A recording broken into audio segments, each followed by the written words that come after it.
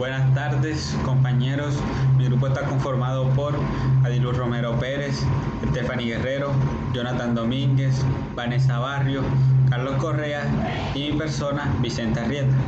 En esta ocasión les venimos a hablar sobre el capítulo 7 de Chiavenato, donde nos dicen la definición del papel del administrador.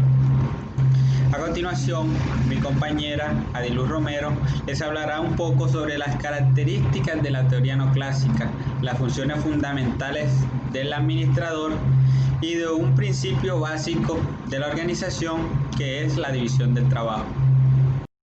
Les voy a empezar hablando sobre las características de la teoría neoclásica. Las principales características de la teoría neoclásica son, primero, énfasis en la práctica administrativa.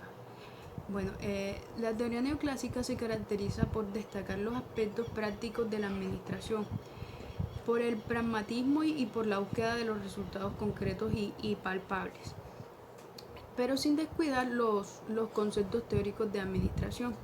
Segundo, reafirmación de los postulados clásicos. La teoría neoclásica es casi una reacción a esa gran influencia de la ciencia del comportamiento en el campo de la administración, ¿cierto? Dado que los autores neoclásicos pretenden poner las cosas en su sitio, retoman una gran parte del material desarrollado por la teoría clásica y lo transforman de acuerdo a las circunstancias de la época. Esto para darle una configuración muchísimo más amplia. Tercero, énfasis en los principios generales de administración. Los autores neoclásicos establecen normas de comportamiento administrativo. Los principios de administración que los autores clásicos utilizaban como leyes científicas en búsqueda de soluciones administrativas prácticas. 4. Énfasis en los objetivos y los resultados. La organización debe estar determinada, estructurada y orientada en función de los objetivos y de los resultados, claramente. Quinto, eclecticismo conceptual. Los autores neoclásicos, a pesar de basarse en las teorías, son bastante eclécticos y recogen los conocimientos de otras administrativas recientes, de otras teorías administrativas recientes. Ahora quiero hablarles sobre las tres funciones fundamentales del administrador. En primer lugar tenemos volver económicamente productivos los recursos organizacionales, minimizando riesgos y maximizando oportunidades. Segundo, tomar productivos los recursos humanos, así logrando que las personas trabajen juntas reuniéndolos en una tarea común, y para que expresen sus habilidades y conocimientos individuales y así hacer productivas sus fortalezas e irrelevantes sus debilidades. Tercero, desempeñar una función pública. El administrador es visible y tiene una imagen de la comunidad. También constituye el único elemento de liderazgo en esta sociedad organizada e institucionalizada. También quiero hablarle un poco sobre los principios básicos de organización, que son división del trabajo, especialización, jerarquía y amplitud administrativa. Mi compañero a continuación les explicará un poco más sobre estos cuatro conceptos. Seguimos con los principios de división del trabajo. Encontramos la especialización, que es consecuencia de la división del trabajo. Aquí cada órgano o cargo tiene funciones específicas y especializadas. Según la administración científica, esto se hace para disminuir los costos de producción y aumentar la eficiencia. Luego vienen los conceptos clásicos y neoclásicos de autoridad. La autoridad es un poder formal donde se ejerce una orden sobre otros para que la ejecuten o dejen de ejecutarla. Luego sigue la jerarquía o principio escalar, que se encarga de dirigir las actividades para que cumplan en armonía sus respectivas misiones. Luego viene la autoridad, que se basa en tres características. Primero, los cargos de la organización. Segundo, la autoridad es aceptada. Tercero, la autoridad fluye. Luego viene la responsabilidad, que es el deber de desempeñar la tarea o actividad para la que le fue designada la persona. Luego viene la delegación, que es el proceso de transferir autoridad y responsabilidad a posiciones inferiores de la jerarquía. Y por último, tenemos la amplitud administrativa, indica el número de subordinados que un administrador puede supervisar. A continuación, mi compañera Adiluz les hablará un poco sobre centralización y descentralización. Centralización versus descentralización. Se refiere al nivel jerárquico en que se toman las decisiones.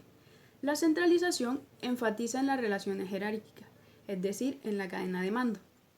La organización se diseña según la premisa de que el individuo situado en la cúpula posee mayor grado de autoridad. Los demás individuos tienen su grado de autoridad dependiendo en la posición en que se encuentren en la organización. Las ventajas de la centralización son que las decisiones son tomadas por administradores que poseen una visión global de la empresa. Quienes toman las decisiones están mejor entrenados que quienes están en niveles inferiores. Las decisiones son más coherentes con los objetivos empresariales. Y bueno, las desventajas son que las decisiones son tomadas por la cúpula, lejos de los hechos y de las circunstancias. Quienes toman las decisiones tienen poco contacto con las situaciones involucradas.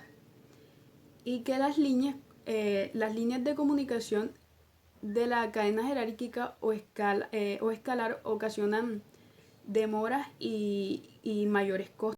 Por parte, la descentralización permite que los niveles de organización analicen en detalle las decisiones, es decir, que la autoridad para tomar las decisiones está desplazada hacia los niveles más bajos de dicha organización. En las últimas décadas se ha utilizado la descentralización para el mayor aprovechamiento de los recursos humanos.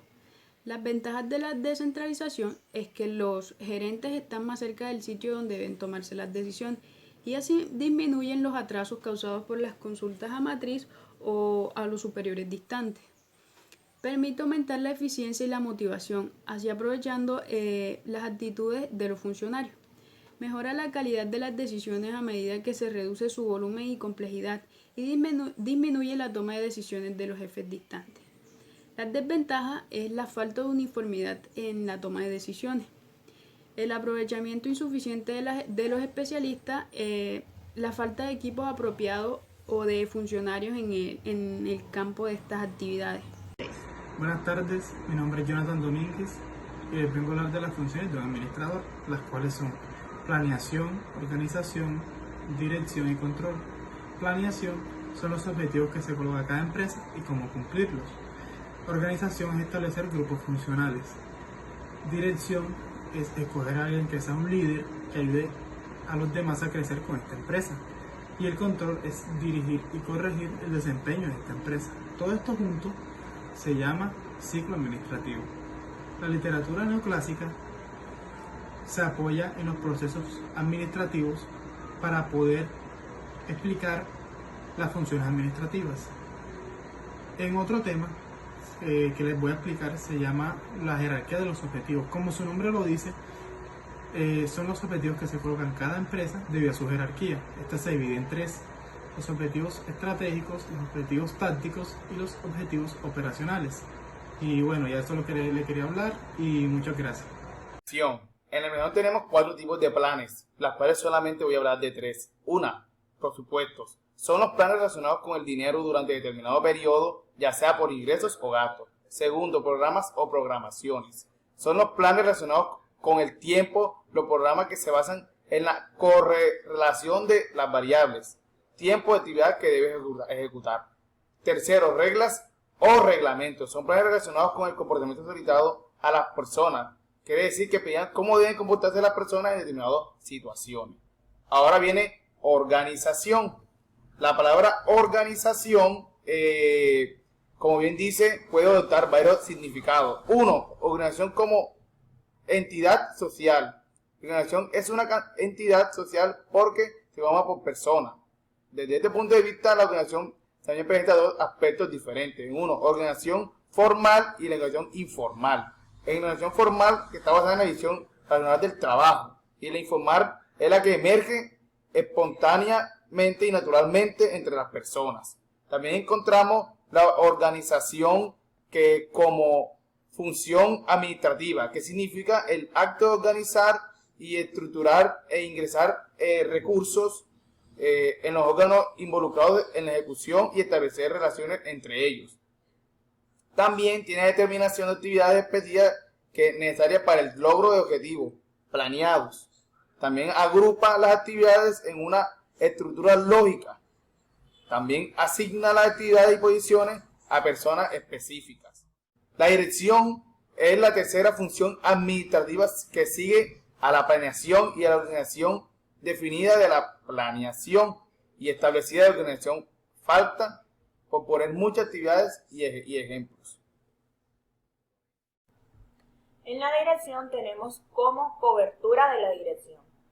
Dirigir el significado interpreta los planes y da las instrucciones para ejecutarlos de modo que se alcancen los objetivos pretendidos. Primero tenemos la dirección global. Abarca la empresa como en su totalidad, es la dirección previamente dicha, concierne al presidente de la empresa y a cada director en su respectiva área. En segundo, dirección departamental, abarca a cada departamento o unidad de la empresa, es la llamada gerencia. Y como tercero, la dirección operacional, orienta a cada grupo de personas o tareas en la llamada supervisión. Como control, la palabra control tiene varios significados en administración. Monitoreo del desempeño, evaluar el desempeño y definir los estándares. Como control de función restrictiva o coercitiva, utiliza con el fin de cohibir o limitar ciertos tipos de desvíos indeseables o de comportamientos no aceptados. Como control cisterna automático o regulación, es utilizado con el fin de mantener un grado constante de flujo o un sistema en funcionamiento. Y como control de función administrativa, forma parte del proceso administrativo del mismo modo que la planeación, la organización y la dirección. La esencia del control reside en comprobar si la actividad controlada consigue o no los objetos o los resultados esperados.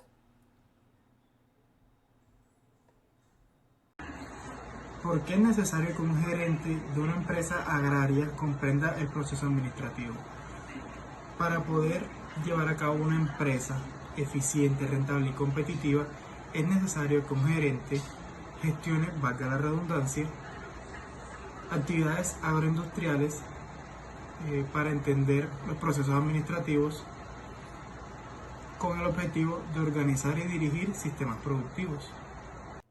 Para la respuesta de la segunda pregunta se dice que en la planeación es determinar por anticipado cuáles son los objetivos que deben alcanzarse y qué se debe hacerse para conseguirlo, planear, definir los objetivos.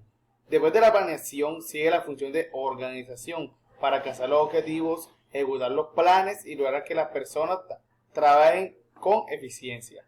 En la dirección es necesario comunicar, liderar, motivar, porque implica orientación, asistencia en la ejecución, comunicación de motivación.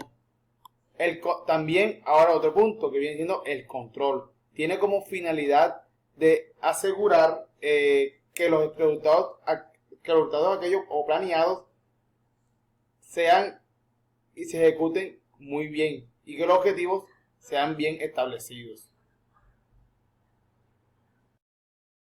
Pregunta número 3. ¿Cuáles son las principales características de los tipos de planes de una empresa? Son 4. Primero, procedimiento. Son los métodos de trabajo o ejecución representados por gráficas denominadas flujogramas. Segundo, presupuestos. Estos son los ingresos o los gastos en un determinado periodo de tiempo.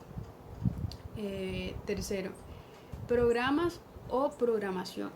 Bueno, estos son los que están relacionados con los comportamientos de tiempo-actividad representados por cronogramas. Y cuarto, que son las reglas o los reglamentos. Es el cómo deben comportarse las personas en una determinada situación. 5. Mencione y explique las 4 fases de control. El control es un proceso cíclico compuesto de 4 fases. Primero, establecimiento de estándares o criterios. Los estándares representan el desempeño deseado, mientras que los criterios representan las normas que guían las decisiones. Segundo, observación del desempeño. Busca obtener información precisa sobre la operación que se está controlando. Tercero, comparación del desempeño con el estándar de calidad. Este debe compararse para verificar eventuales desviaciones o variaciones. Cuarto y último, acción correctiva. Busca que lo realizado corresponda exactamente con lo que se pretendía realizar. Muchas gracias por la atención prestada.